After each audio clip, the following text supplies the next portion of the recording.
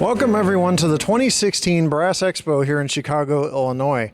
Now, as you can see by the set around me, this is the very top end of train shows featuring brass from multiple manufacturers. And I will show you behind the scenes looks at the train show so that you don't have to make the trip up here to Chicago, Illinois. And this train show will continue for years, so if you decide to come to a future train show, you can do so.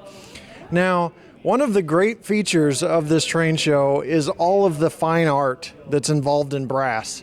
So I want to show you that, maybe get some interviews with some brass aficionados and industry folks so you can see what the brass market entails. So with that said, let's get started with coverage of the 2016 Brass Expo starting right now.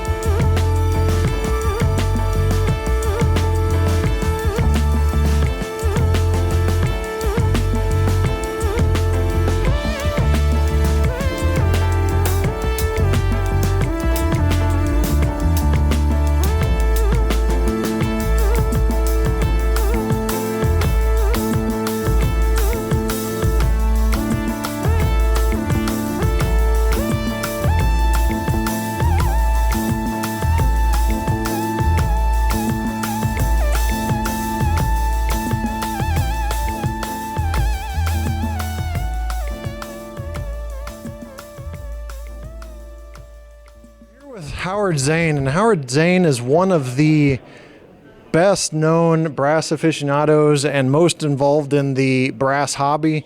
He's also the creator of this show, the Brass Expo, and a little known fact, started BrassTrains.com, correct, Howard? That's correct. And so, Howard, what do you think of the brass industry in general, what the status of it is, and why people should look into getting into brass more? Well, it's the ultimate in quality. I mean, it's if you talk about wanting something that'll last a long time, probably forever, this is something that you should look into.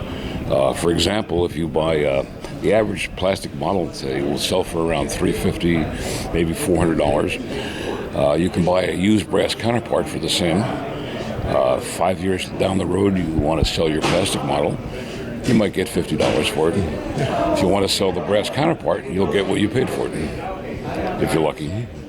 But sometimes you even make a profit. Brass is the works of fine art, actually. They're made by artisans with incredible ability.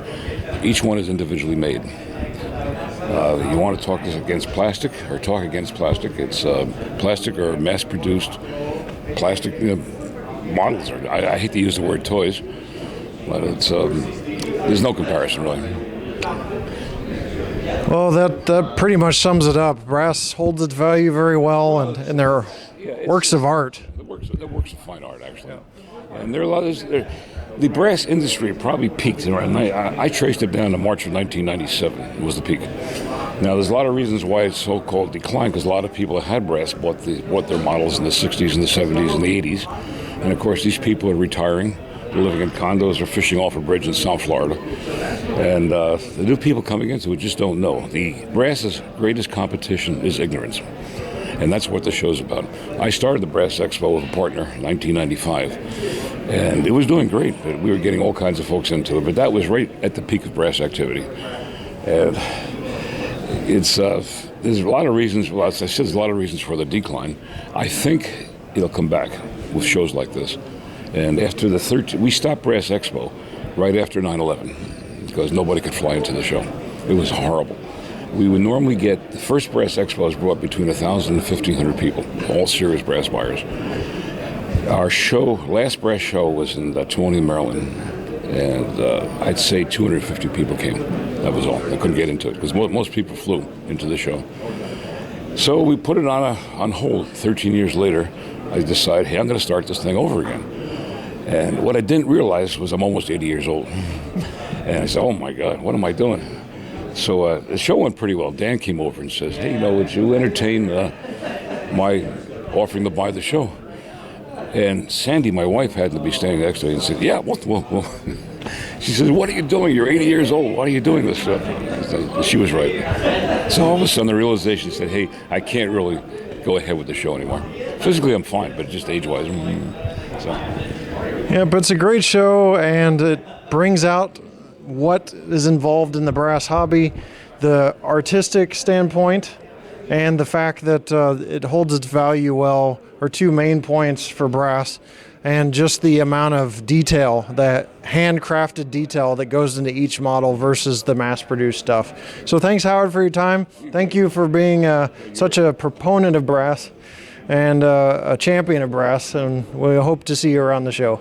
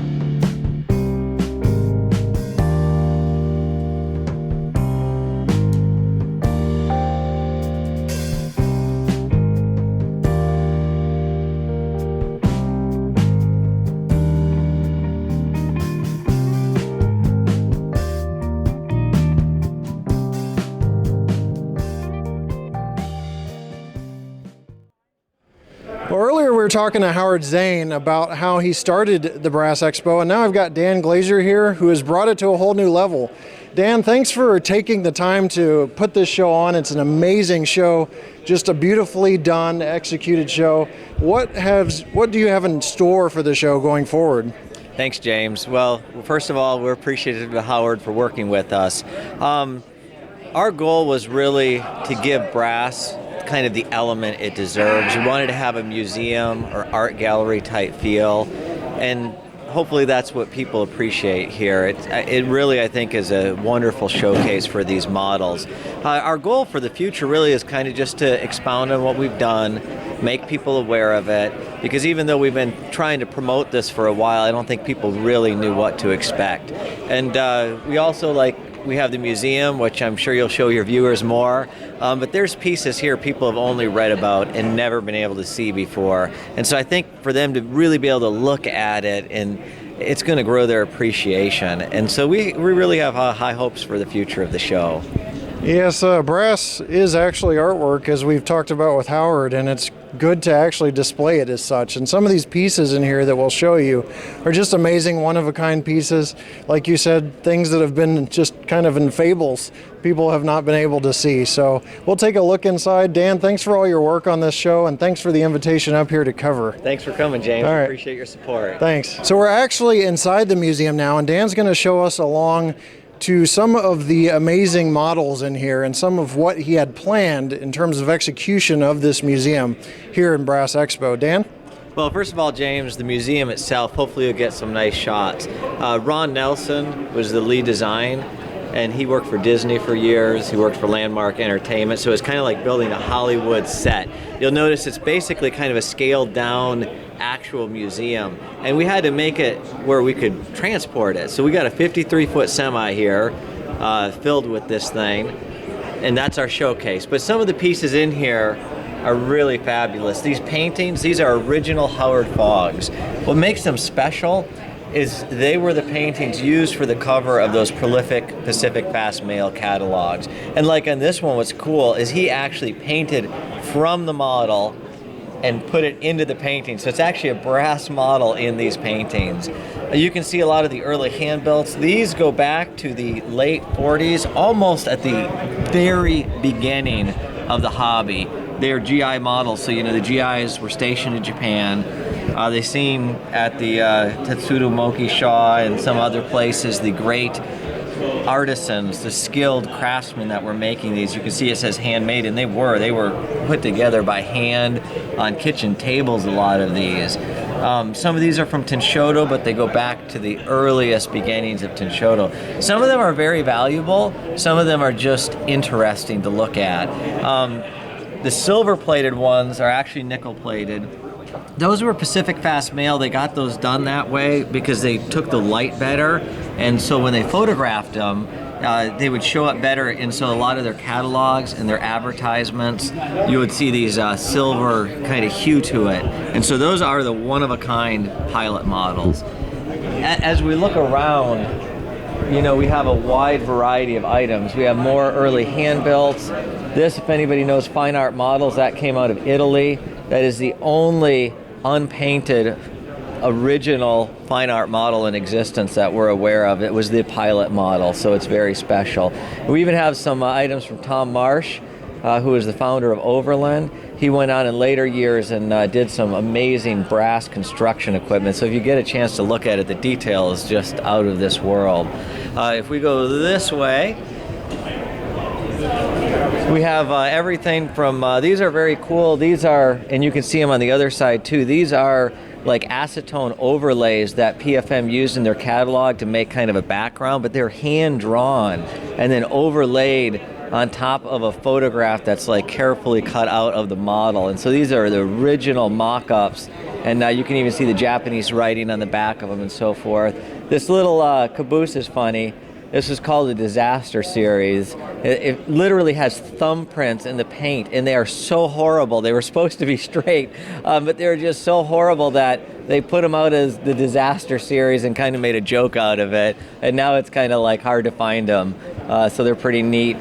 Some of the oddball stuff like these Tunerville trolleys. and just things that were kind of neat in the history. Back to some very expensive items that you're going to see throughout here, the hand belts, and as you look around a little later, you can see a lot of the early imports, and it's just neat to see them in their original boxes, and so some of what you see here is very, very valuable. Some is just very hard to find in the original boxes, so it's kind of an ode to the history of brass. On the other side, if you get a chance to look at it, you'll see some just beautifully weathered models. I mean, they look so realistic if you put them on a layout. I think you'd have a hard time telling them from the prototype.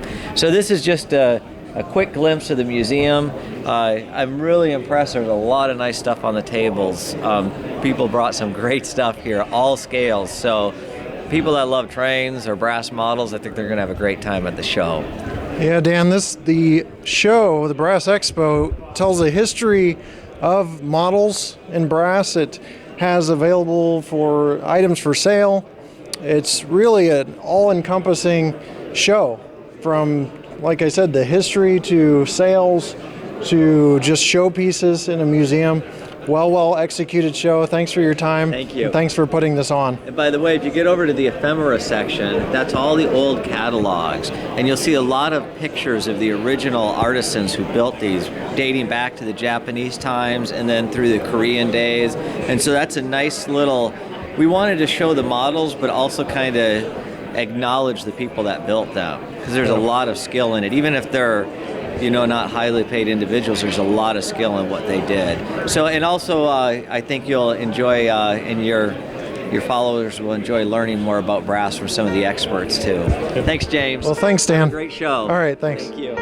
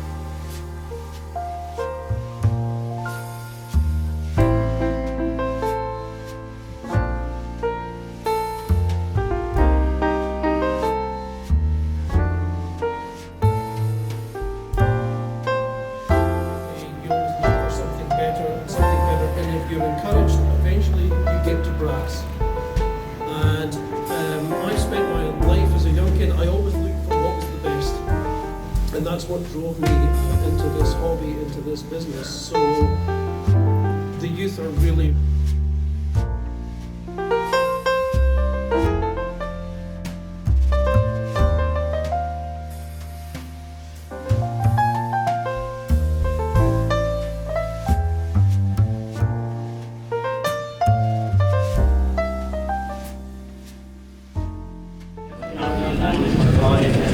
Well, from here in the broadcast studio at the 2016 Brass Expo, I hope you enjoyed the show. We gave you great looks at almost everything that you'd see at the show, and maybe it'll give you the opportunity to make a decision on whether you want to attend next year or talk to some of these manufacturers through email and phone communications for some of the products they're coming out with. Thanks for being with me here in Chicago, and we'll see you next time right here on my channel. Take care.